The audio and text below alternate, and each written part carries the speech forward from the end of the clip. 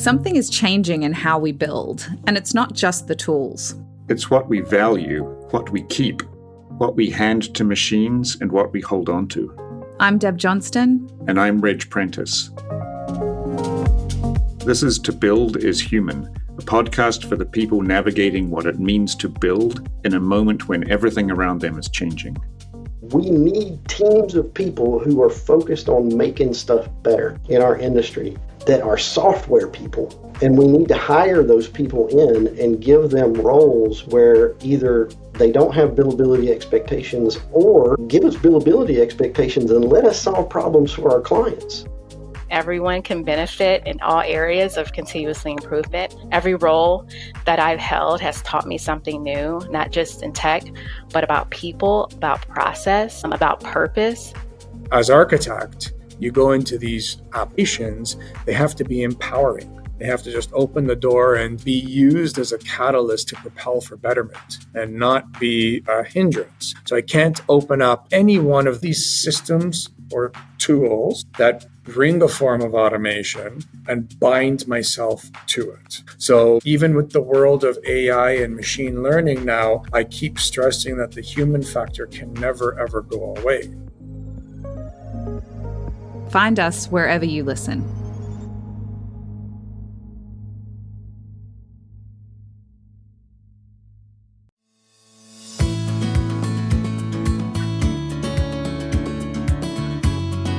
My name is Mark Arlepage, and you are listening to Entre Architect Podcast, where each week I speak with inspiring, passionate people who share their knowledge and expertise, all to help you build a better business as a small firm entrepreneur architect.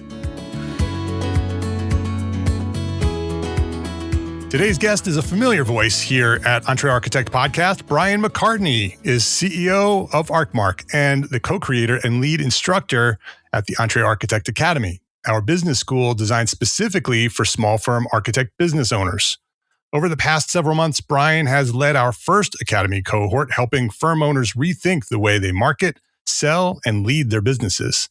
Today, we're sharing some of the biggest lessons that emerged from that first cohort, along with some practical ideas every architect can begin using immediately to build a stronger, more sustainable firm. Bryon McCartney, welcome back for like the fifth or sixth or seventh time here at Entre Architect Podcast. Yeah, Mark, I don't know how many it's been either, but it's great to be back. It's great to see you again. Always a pleasure to be able to talk to you about, we've covered a lot of topics. I think this is one of the bigger ones that we've done for a while. So yeah, all of these episodes we've done, we've built relationship together and have worked together and collaborated, and has culminated in this academy that we put together for Entre Architect. So teaching, finally, building a business school for architects. It's a pretty awesome thing that we've put together. And I appreciate you for leading the effort here at Entre Architect. Thanks. All right. I want to jump right into it. You've already done your origin story multiple times, so we don't need origin story. No. I want to jump right into it. You have coached architecture firm owners for years over at ArcMark. You've worked with many of our members here at Entre Architect, and you just finished this first cohort at the Academy. So what is the one thing almost every one of us architects get wrong about winning work? Well, it's funny, when I was thinking about this, I think one of the things that kind of came out of our cohort is that I think a lot of architects think they have like a lead problem or a project inquiries problem. And when you look at things, I think, you take more of maybe 1,000-foot view of things. A lot of them don't. And I'll give you the line that kind of stuck with me on our first call on the cohort back in January. I went around and I asked everybody, hey, where is your firm? Where are you at? And there was one of our members, Steve. He's a commercial architect solo firm in Wisconsin. He just bluntly said, the phone's not really ringing. It was like, it was just like this mic drop. And, I think if you've run a firm for more than a few years, you can kind of feel that sentence, right?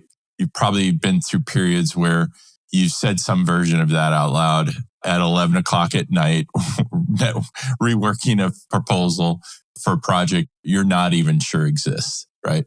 And I think the reaction or the reflex when the phone goes quiet is that you assume that you need more calls, you need more leads, you need more inquiries, maybe a new website or a new leave behind or, more money on marketing.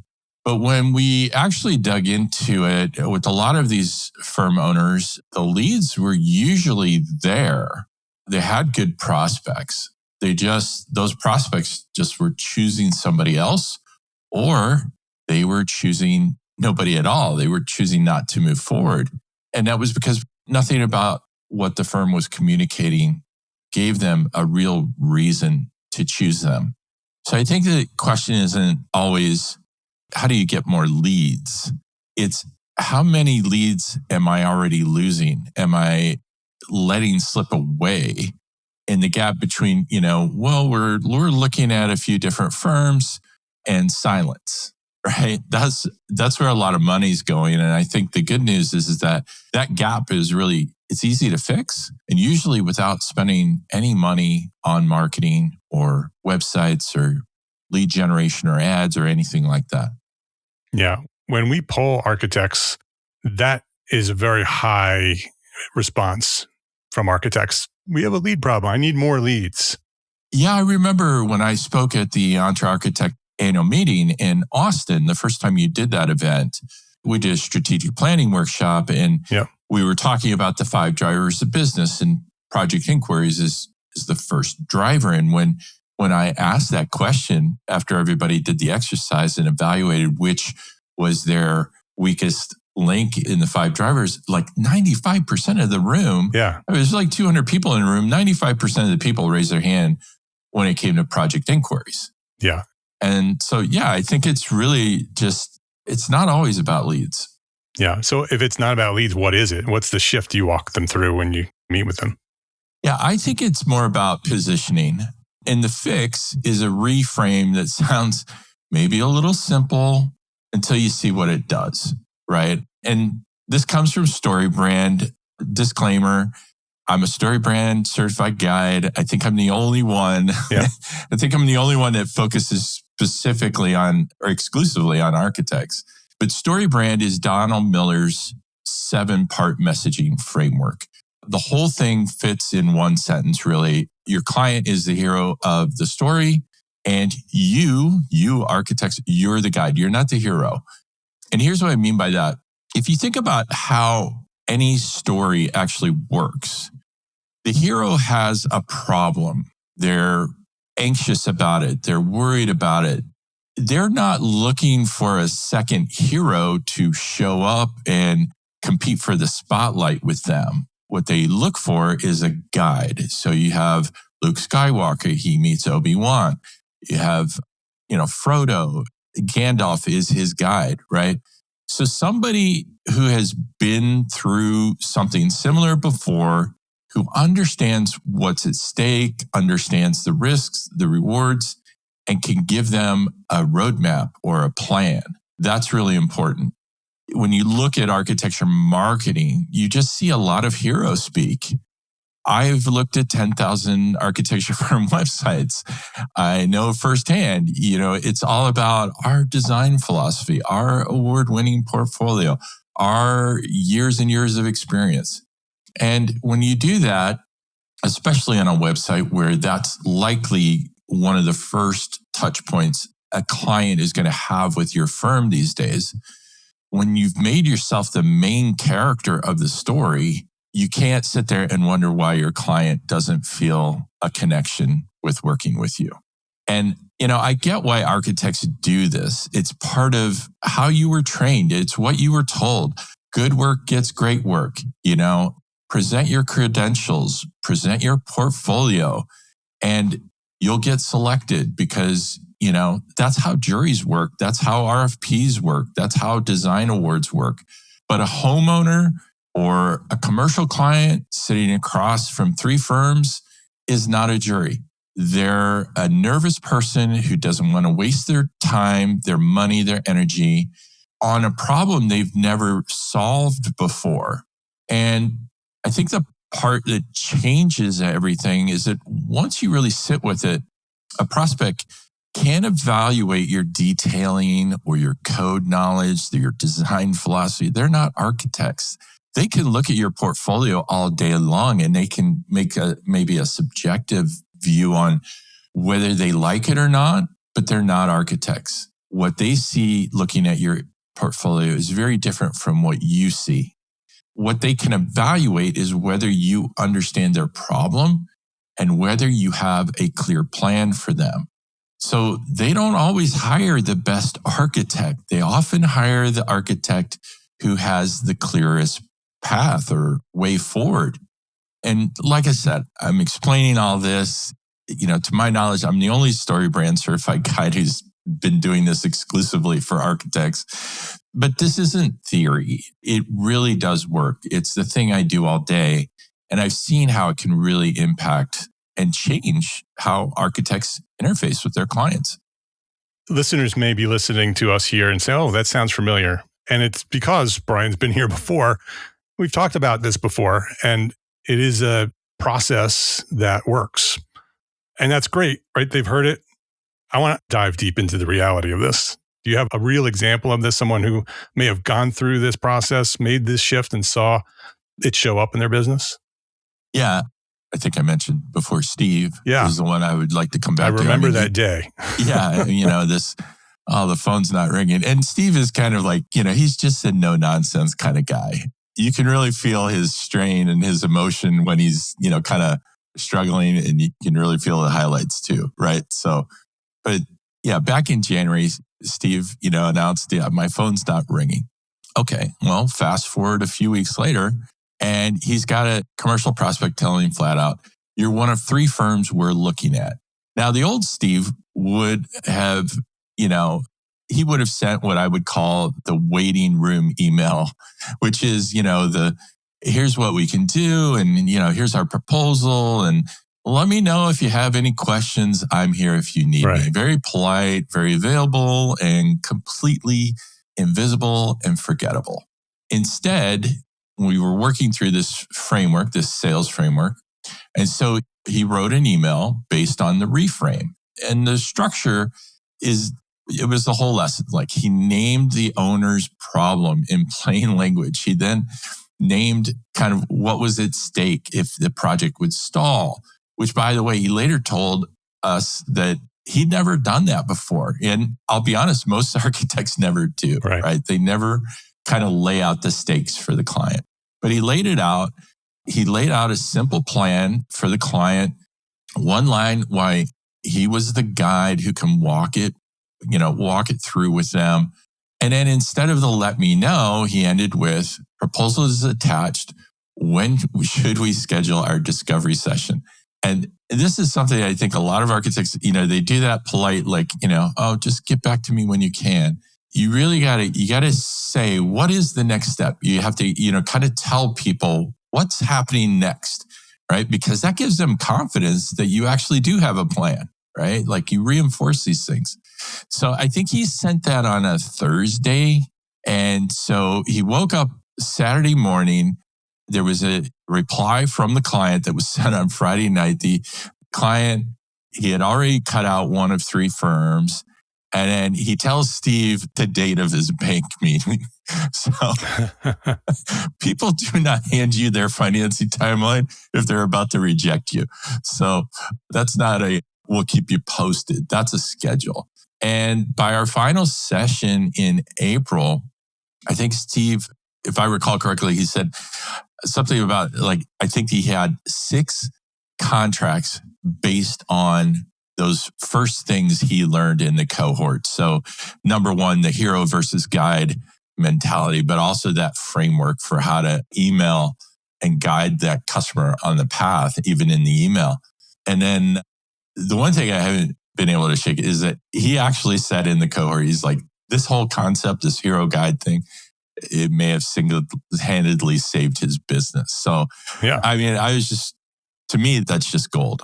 I love that. And I'm glad that we could help Steve move in that direction. My favorite part of the whole thing was that, by the end of our cohort, In January, it was the phone's not ringing. And by April, it was, I don't know how I'm going to get all this work done. And then we're looking at other problems like, scheduling and maybe looking at hiring some contract help and things like that. But I think every, firm owner would probably take that trade to have a problem where, go from a problem where the phone's not ringing to where you got to figure out how you're going to get it all done. And there was no new website, no ads, right? Not a single new lead, same phone, same market, one reframe, one different approach to how to email people. And, Stephen wasn't the only win. I mean, we had Jackie. She had this whole thing where, it was kind of like she said to me, once you see it, you can't unsee it. And she rebuilt her, that she was referring to the hero versus guide framework. And then she rebuilt her proposal. She came up with this beautiful, I still think this is probably the best example of a tiered proposal I've ever seen in my life. She did it in an afternoon, but not because she had some magic formula. It was because she had this whole reframe about how to position herself, how to be the guide for the client. And I think that was just a great example of her just being able to, once she understood these basic concepts, being able to put things in action. It's like the dominoes just fell into place. It was awesome witnessing it, to be part of the academy and watch these architects learn these new frameworks and put them into action right there, real time, and then see results while we were working with them. It was really gratifying. I mean, it was exactly what I had hoped we could build when we put this academy together. It was very exciting to see things happen. Yeah, and we put a lot of work. I mean, I think it took us, 18 months, 2 years to get this off the ground. So it was really great to see all these wins. I mean, and just to also see people a lot more comfortable with how they approach this stuff. I think that's one of the big things is that, a lot of architects, they start their firms and, I had the same problem when I started my first business. I studied graphic design. I didn't study architecture, but I got sold the same line, Right. Do good work, you'll get more great work. You have a good portfolio, people will flock to you. And while that sounds really great and it's something, you latch on to in school, it's just not how it works. You have to do more than that. And to be able to see people have a better understanding of how to approach the business side of things, and go beyond that, do good work, get good work, was really gratifying. It was really fulfilling to be able to see that and just see people have a whole different perspective on how they want to approach things. We talked a little bit about the framework here, about what we teach at the Academy. Can you dive a little bit deeper into the Academy and talk about how it's structured? Yeah, the email that Steve, is just where some of the thinking showed up, right? But the Academy is the thinking. It's the spine of all of this. So the Entre Architect Academy, it's a 16-week live cohort for firm owners and leaders. I teach it, obviously. We've worked on it to build it together. It's hosted by Entre Architect. And what we do is we work through the 6 key business areas where firms are usually quietly struggling. The first is leadership, kind of understanding what your goals are, understanding where you're taking your firm, where you want it to go. Then we have marketing, how to position yourself, how to be the guide. We teach that whole story brand framework. Then the sales is that email. That was a good part of that execution came out of that section, the sales section. Then we talk about services. That's where Jackie learned about tier pricing and how to position your pricing differently. Operations and overhead. That's really it's for you as the leader, but it's also like if you have a team or if you have people helping you, like even contractors or interns, they don't have to be employees, but how are you guiding those people? How are you helping them to understand what they need to be doing and do it well? And then finally, cash flow. So most owners, I think, are generally good at one or two of those. Yeah. The rest, they've just been, like Andrew said at one point, he was just winging it, right? And, there's nobody out there like handing architects a system. And that's why we saw this gap and that's why we created this. But I think the other aspect of this, there's the teaching part of it. It's what we share. There's some videos and things like that. But it's not just a video course. It's a cohort. Right. So you're not just binging videos on a Sunday. You're actually coming. We're teaching you live. And then you're implementing this as you go and getting feedback from you and I and any other participants in the group. That's one of the most powerful pieces, is that you work with, like you said, a cohort of other people. Yeah. So you're not only doing this in isolation, you're doing it with 5, 6, 10 other people. Yeah. And like I said, some of these things I already mentioned, the Hero to Guide reframe, that's the marketing module, that you'll find that in the marketing module. The email structure that Steve used, we actually give you that structure. And then that's part of the sales module. He didn't just watch a lesson and nod along. He wrote the email in 1 week, and then, he's getting signed contracts by week 8. And that reframe, in the first week, it turned into results for him. That's something that just a library of videos doesn't do that for you. But I'll be honest about the hard part, right? Because I think it really matters. This work, it only works when owners actually do the work, when they dig in, when they invest in themselves to make the time to actually do the work and put in the effort. The people who leaned in and got the most out of it, the ones who treated it, they're the ones who leaned in, got the most out of it. The ones who treated it more like a thing in the inbox, they got less, so it's not magic. It's not like you're just going to come to this and then all of a sudden you're going to have all the skills imparted on you. You actually do have to work at it. You have to put some time in. I do want to be realistic about that, but you're doing it alongside your colleagues with somebody there to tell you when you've gone sideways or when you're not hitting it. And I gave some pretty honest feedback in the cohort. There were some things that just weren't on the mark, and I let people know that.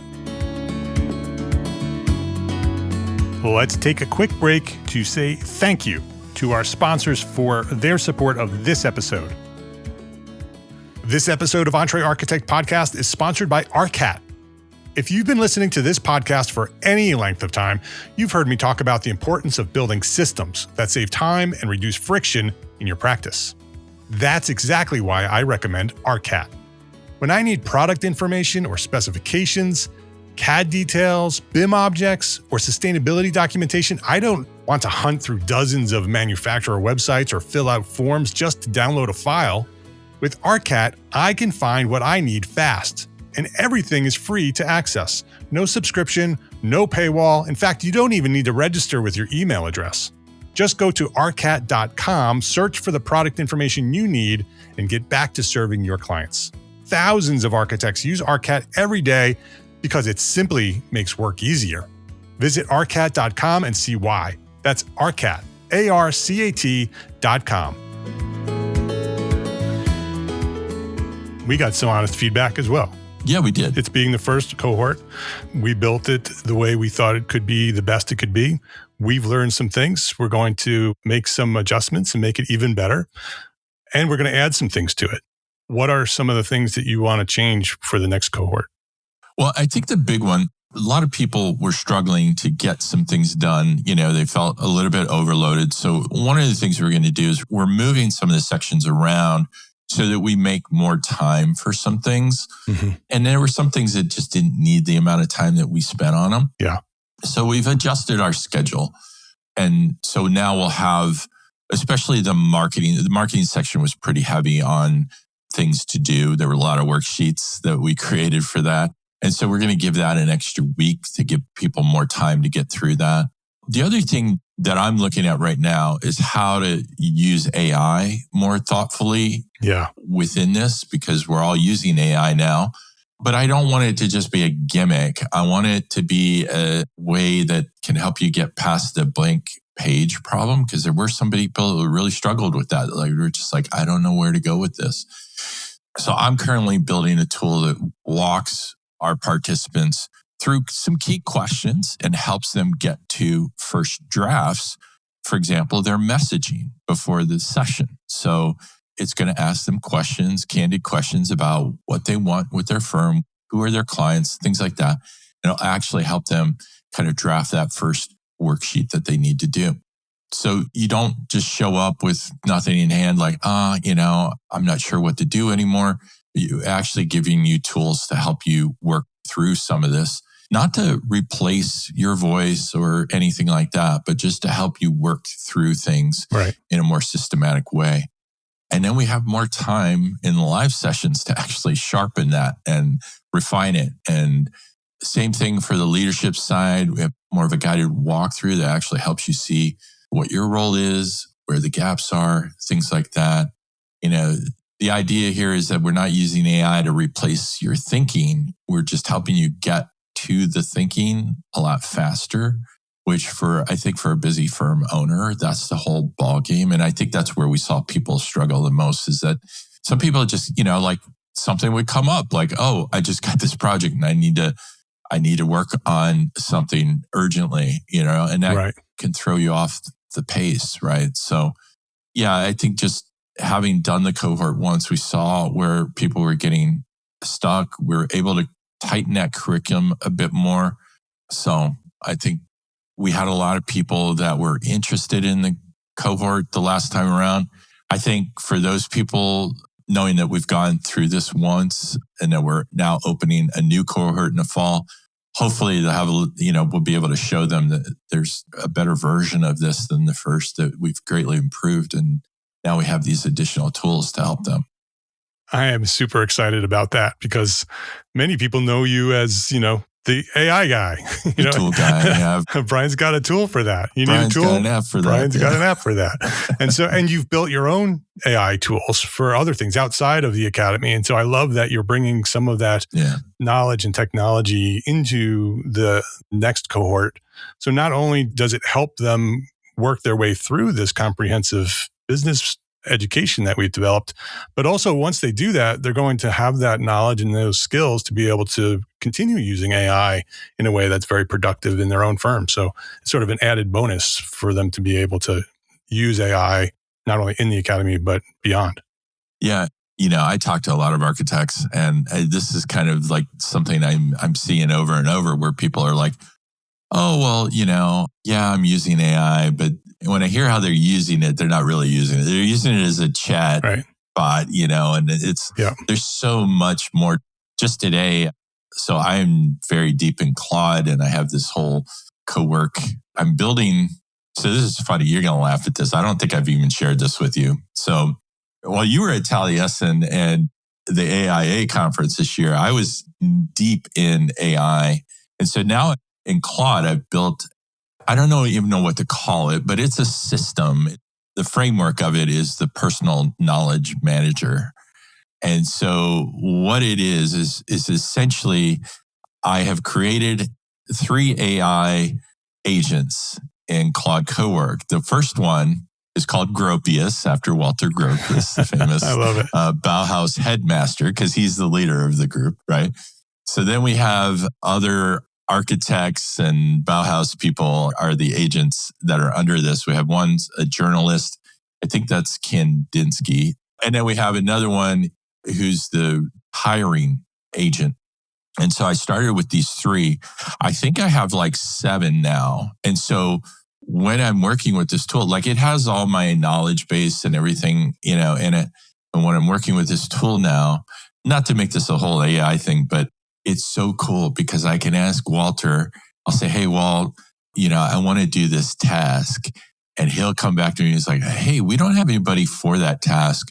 So I'm going to ask the HR agent, he'll ask the HR agent to hire a new agent. And this agent will build that new agent. So I have agents building agents and doing all this work for me. That's awesome. It's amazing. So I'm going to be bringing some of this thinking into the cohort and showing people how they can do so much more with AI than they ever really imagined. I think that's going to be an awesome addition to an already awesome program. But another thing we learned is that the academy is not for everybody, right? There's a very specific architect that we are building this for. So do you want to talk a little bit about who this is for and what's the next step? Yeah, so we had a broad range of participants in our cohort. We had people who hadn't even started their firm yet. Yeah. To people who are earning 2 million plus, had 2 businesses, and we're probably very familiar with most of the frameworks we were already building, right? Or that we were using. Right. A little more advanced than they needed to be. Yeah, I would say a bit more advanced, a bit more knowledgeable. And so I think for me, what this kind of taught me is that, this is really for, I would say, a somewhat established firm owner. At least I would say the ideal person maybe is probably at least 3 years into their business. They're good at the work, the design work, but they also know deep down that the business side could be much stronger. And they're probably losing prospects that they believe they should be winning. That's a big one, I think, for a lot of our participants. They're probably undercharging or doing literally everything themselves. And who it's not for, because that matters too. I think it's not for anybody who's, looking for a magic button. It's not for a big firm that's already got a lot of systems and, understands finance and, all the operational things that we cover. This is for people who are really ready to roll up their sleeves and put what we teach them to work, right? So I think a good way to kind of suss this out. So, you and I have put together kind of a good place for, I think, people to get started. Yeah. They can kind of get a taste of what this is about, and it's free. What we did was we took the foundations, a same hero to guy framework that Steve's phone started ringing on, or at least he started closing some of those clients. I put them into a free email mini course, and they're short lessons, one every few days. You walk through those 6 areas where firms get stuck. I think you'll include the URL in the show notes, but it's entrearchitect.com/firmfix, one word, right? Right. That's correct. Yeah. So that mini course, I think, gives you a good taste of what the cohort is going to cover. And it helps you understand, I think, for yourself, whether these are things that would help you and, whether you have a good grasp on them, right? So I think it's honestly probably the best way for, anybody listening to this, if they're curious about this, go to that URL, entrearchitect.com/firmfix, get on the mini course, and, don't just let it sit in your inbox. Yeah. Actually read those emails. They don't take long. Most of them are about maybe a 5-minute read. And then if you don't understand that, or, go through what the email is recommending you do. Think about the actions it's asking you to take. And, if you think you want more of that, if you think you want to get more of that kind of information, if you think that'll be helpful for you, then you're probably a good fit for the Academy. Yeah. And just because it's free doesn't mean it's not valuable. Bryon put a lot of effort into this. Absolutely. This is a full course, email course that is available for free. And whether if you're interested in the Academy or not, this is a great place to learn about business, because Bryon takes you through all 6 elements of building a successful business. Again, it's entrearchitect.com/firmfix. You could just go to the link in the show notes and click, and it'll take you right there. I'm sure people will have questions. If you want to contact me, the best way to do that is either through ArcMark, my website. You can go to arcmark.co. You'll find our email there, but you can email me at info@arcmark.co. It's not .com, it's .co. Or now you have an EntreArchitect email as well. Oh, yeah, that's right. Yeah. Let's use that. You can just email me at bryon@entrearchitect.com. It's BRYON, Bryon with a yo. So, we don't have to get complicated. So, email me any questions you have about the cohort, and I'll do my best to answer them. If you're already in the EntreArchitect network, which you definitely should be, or on the Facebook group, reach out to me there. I don't check Facebook as much, but definitely on the EntreArchitect network, try to check that at least 3 or 4 times a week. Yeah, send him an email. Make sure the email works. Yeah, emails usually is the best. Yeah. Bryon at entrearchitect.com. Bryon with a O, Bryon at entrearchitect.com. Again, the mini course, entrearchitect.com/firmfix. And the program, Entre Architect Academy, starting cohort number 2 this fall. This is a program that if this sounds familiar and this resonates with you, you should be part of this. Look for more information coming soon, but the mini course is the first place to start, entrearchitect.com/firmfix. Bryon, I cannot imagine all the different ways that I should be thanking you. You have helped so many people in our community in so many different ways, whether you're a speaker at the conference or a coach at Entre Architect Network, helping us build this academy and running the entire thing. I appreciate you so much, and I know listeners do as well. And so thank you for all the work and all the dedication you've put into our community. And thanks for coming by here and sharing your knowledge at Entre Architect Podcast. Anytime, Mark. Thank you so much. Just glad to help. And, like I said, it's very fulfilling to see when people, embrace these frameworks and best practices and it actually pays off for them. It's just, it's a really great feeling to be able to help people impact their businesses in this way. Because I know from my own self, I struggled a lot with, running my own business for many years until I met a coach who helped me learn some really good best practices, helped me turn around my business. And I'm really happy to be able to pay that forward to others and help them survive and thrive. Yeah, well, you and I are very much aligned. This is much more than a business. This is a mission. And so thanks for being part of it. Thanks, Mark. If you enjoyed this episode of Entre Architect Podcast, please share a link with a friend, because that's how we've continued to grow and serve thousands more small firm architects just like you. Thank you to our sponsors for this episode. Links to the sponsors and all the resources we discussed today, they are all available in the show notes for this episode at entrearchitect.com/podcast. Entre Architect is a proud member of the Gable Media Network. It's the multimedia network moving the architecture, engineering, and construction industries forward through the power of storytelling.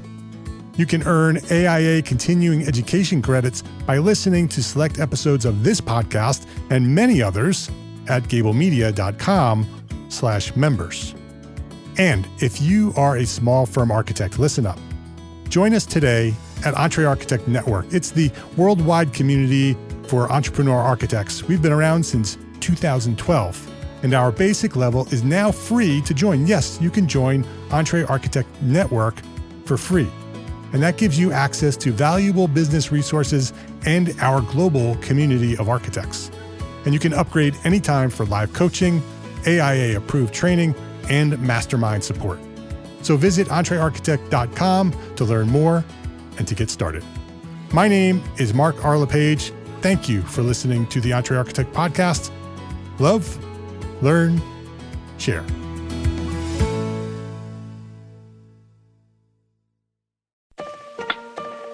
This is the NCARB podcast, where you get an inside look at licensure, regulation, and the initiatives shaping the future of architectural practice. I'm your host, Andy McIntyre, Vice President of Marketing and Communications at NCARB.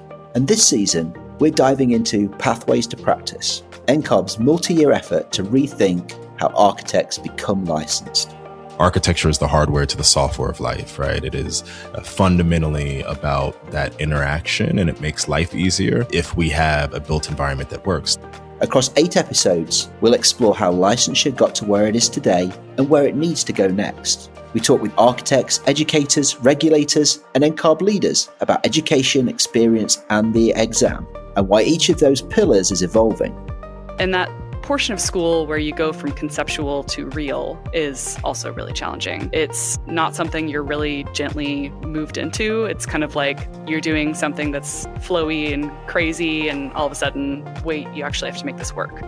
You'll hear how the NCARB competency standard was developed, how research is shaping future licensure models, and what a more flexible, competency-based approach could mean for candidates from a wide range of backgrounds. So we've seen that in our data as the number of reciprocal licenses starts to decrease a little bit, but that number of individuals who are licensed holds steady. We also tackle the big questions. Why does licensure look the way it does today? Where do candidates face the biggest barriers? And how can we expand access without lowering standards? Not everybody fits into the same mold. And so having different pathways to licensure, I think is really important. Whether you're a licensure candidate, an educator, a firm leader, or a regulator, this season offers clarity, context, and transparency into one of the most important conversations facing the profession. Does this requirement to complete all divisions of the exam place an unfair burden on any one group or other? This is Pathways to Practice, only on the NCARB podcast. Please follow the link in the show notes, subscribe now, and join us as we explore the future of architectural licensure.